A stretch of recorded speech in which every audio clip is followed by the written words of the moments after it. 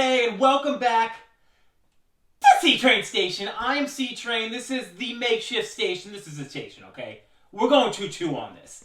So, Warriors beat the Raptors. Summer League, Vegas Summer League Game 2. Okay. These are just going to be some quick thoughts. I'm going to make this hopefully as quick as possible. Let's have some fun, though. I'm just going to flow with it, honestly. Okay, Justinian Jessup, welcome! It was nice. It was probably about 105 or so in Vegas. Having a good time. Welcome to the United States. Welcome to the Vegas Summer League, baby. There we go. He found his shot.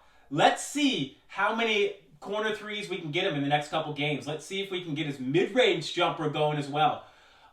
Something that I liked with Jessup was that he slowed down just a little bit today, and he passed out of something if he didn't have it, and he took that shot. He seemed less hesitant to take the shot. It's just like, take the shot! Take the shot! Give him the shot! Okay, I was trying to do some Travolta, and okay, if you know, you know. Give him the shot! Give him the shot! Okay. This is interesting. He actually made this, it didn't count, but he made a corner three in like the early first half, and it didn't count. I actually think that got him going, though. I said that to myself. I should have said it on like the Twitters and the YouTubes and whatnot, but I'm like hanging out. When I'm watching Warriors games, I'm like darn near like in a dark room with no sound by myself. I know, it's bad. Gary Payton, the second. GP2, stop it! Stop it! Excuse me, one more time. Stop it! That dunk was super sensational, scintillating, baby! I hope that the Warriors can find a spot for Gary Payton II. He can be the utility player for sure. He can come in and almost play that Marcus Smart role for the Warriors. He can D up. He can really get the rebounds. The only thing that he's not maybe the best at is creating for others, but he does a pretty good job of that and scoring. And he does a pretty good job of that, but he's more like the Renaissance man, right? He does a little bit of everything, and he does all of it really good, but the thing that makes him stick, in my opinion, is his defense. He is a dynamo defensively. Dominant, baby. Okay, let's go to Mr. Moses Moody. Finally got that one right. Okay. He's great at setting his feet for the charge. He got another charge. That's 2 charges in just as many games, at least. He's good at drawing contact. He utilizes the pump fake well, his hesitation well, because honestly, when we say, can you create your shot? It's like, no, he's not going to be able to like Iverson crossover somebody and get wide open. What he is able to do is manufacture points by either getting to the line or getting to the paint, utilizing hesitation moves, pump fakes, change of direction. And he does it really well. And honestly, change of release at the rim. Like I said last time, he can either go with the up and under, right, to the rim, or it's like up, just on the first up, he'll release the ball for a layup. I really like that. He's tricky, he's crafty. And he stays within his game. It wasn't going in necessarily for him early on in the game. The ball didn't have that many points in the first half. He stuck with it. He stayed within his game, and he didn't force stuff. I give him a lot of credit for that. Well done, sir. Mr. Moses Moody. I almost got it right that time. We're close. It's easier to say Moses Moody than Mr. Moses Moody, but I'm trying to be cool here. You know what I'm saying? Okay. Jonathan Kuminga. This is no joke. He will make a coach, because I have coached for so long. I've coached for 20 years off and on.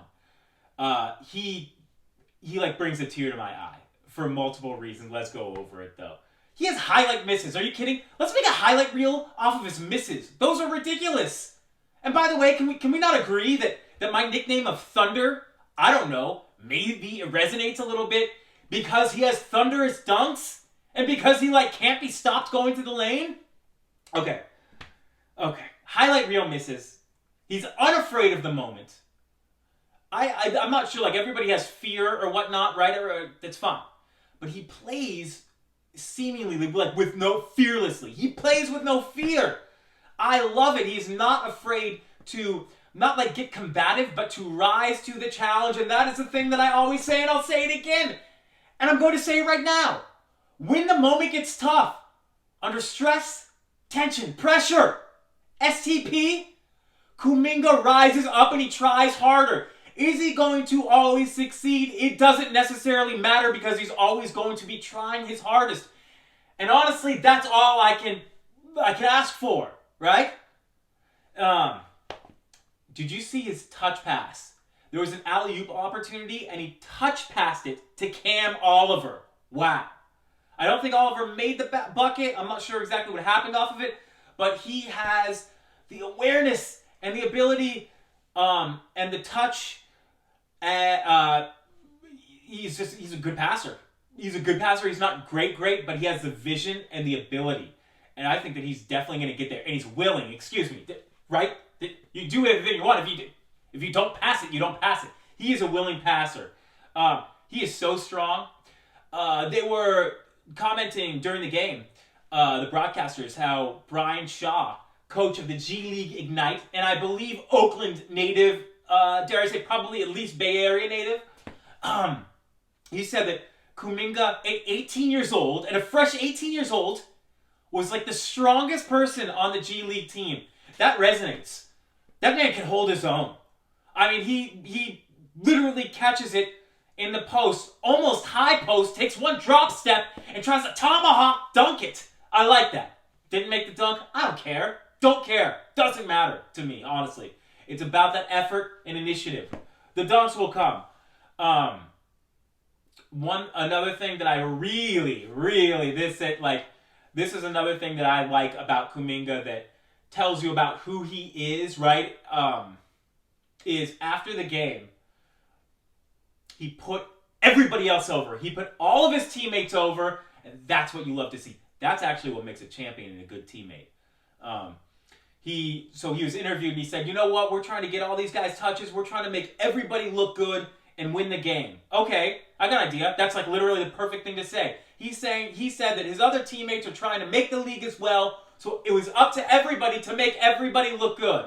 Oh, that sort of sounds like somebody that I heard of, like a champion. Right there. That's like perfect warrior mentality right there. Let's talk about Kuminga's versatility. He can literally play 1 through 5, and he is a dynamo. He is a dynamo defensively. He forced at least 2 air balls off of contentions. So that was great. You know, he's not fouling, right? There's no, I'm not sure how many fouls he had, honestly. I don't have the box score right in front of me.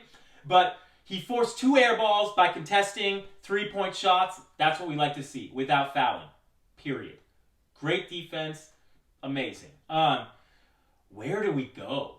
Ooh, where do we go now? Where do we go from here? The Warriors have a lot of really talented youth. Now, here's one thing that I have to say. Kuminga's ability to handle, pass, play defense, and he hit, I believe, 3 of 6 3-pointers, 50%. He's making it really hard. Like, I have made, if you check out my Medium blog, C-Train Station, I make tons of trade ideas. I'm like the trade machine for ESPN, okay? Excuse me, not for ESPN. I'm like my own trade machine, but I use that app thing. But I have no association with them whatsoever. My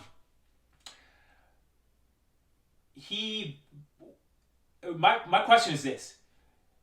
Is Kuminga making Wiseman completely expendable? This is what I mean. Here are the players who I think, now listen real carefully. Here are the players that I think Steve Kerr thinks are better centers than James Wiseman right now and more ready on the team. Okay? This doesn't mean that Wiseman doesn't have a spot, but this means like if Brandon Ingram or Bradley Beal were available, that he would be the expendable piece with Andrew Wiggins, and we're being honest here. Okay? So, I believe that Coach Kerr believes that Kevon Looney, Draymond Green, now my brain is like killing me right now, okay? Nemanja Bjelica, and I'll get that name right, but like I didn't even, this is just off the cuff right now, okay? The Nemanja is better, so that's 3. Looney, Draymond, and Nemanja. And I also think that eventually, honestly, almost right away, he will believe that Kuminga is a better center than Wiseman right now. Why? For his ability to spread the floor, play pick and roll defense, and he's decisive, and he has better passing ability than Wiseman. Only thing that he's not showing maybe is the size and range, but he's got the strength. Okay, and he pretty much has the range. I mean, he hit 50% on his 3-pointers right now, just this game. I'm not gonna ask for any more. And that's off of 6. He wasn't 1 or 2. He was, I believe, like 3 of 6. There's a difference. There's a difference. Anyway, I'll do the walk-in at some point. Okay, that's why I'm leading up to that. C-Train Station needs like maybe more than 10 followers, and then I'll get to that. But this really opens the door for flexibility, for roster flexibility, but also just within the roster, but within the context of the NBA as well. Like, they would have a player who can almost legitimately play 1 through 5. How exciting is that if you're a Warriors fan to have Kuminga like that? In fact, I don't know if you know this, check out the first video that I made. My hair is like super down. I have like the super bangs right there. I have a headband on. I wore it up a little bit. Just, I don't know, I'm going to close up, so extreme close up for a sec. I have it up right there. There's a headband or whatever. Just because Kuminga wore it up. It is an ode to Mr. Jonathan Thunder Kuminga. So, moving forward, I don't know if I want to see Kuminga or Moody play anymore in the Summer League. I understand that they need playing time. I just don't. They also just need to practice into play. Like, maybe they should just have Moody and and Kuminga just get their things and leave with Steph, Draymond, Mulder, who was there, and we'll maybe talk about him later because he's like a speculative on the roster right now, but it's good that he's there. Just like leave with them and go start training, right? Learn some defense at Ron Adams, go camp out at freaking Ron Adams' house. Learn some defensive switches and rotations. But what I'm saying is I've pretty much seen all that I need to see. I know. Everyone's like, what are you talking? They need run. What are you talking about? Well, what I'm talking about is that, like, Kuminga almost rolled his ankle at the end of the last game. It was an incredibly physical game. This doesn't matter in any way, shape, or form. And they have amateur refs. I know I love the refs as well, but they are like amateur refs, essentially, right now. I don't see Scott Foster out there. Everybody's like, yeah, you don't. Thank God. But, like, no. I don't see Tony Brothers out there. You know what I'm saying? Who's the other guy? The guy that really cheated the Warriors out, that called that against the T-Wolves. That's fine. It's fine. It'll come to me at some point, like someday. Anyways, I don't need to see any more of them, of Moody and Kuminga, honestly, this summer league. I get that we want to have them like running plays and getting run. If it's as physical as it seems to have been, and I get the NBA is physical, but it's like we want to save them for the regular season. So, I get that we're not going to do that. I'm just throwing it out there. I'm just saying that I have seen all that I need to see out of Moody and Kuminga to know that, yes, they're going to make mistakes, and they're going to get spammed by a lot of players. Like, for example, like a guy like Lou Williams, I could see just off of pump fakes, misdirection, and just politicking, because he's got age in the league. He's got years. I could see a guy like Lou Williams getting 2 quick fouls on Moody like every time, right? And a guy like Kawhi getting a couple quick fouls on Kuminga every time. I just don't know if Summer League is going to solve those issues, right?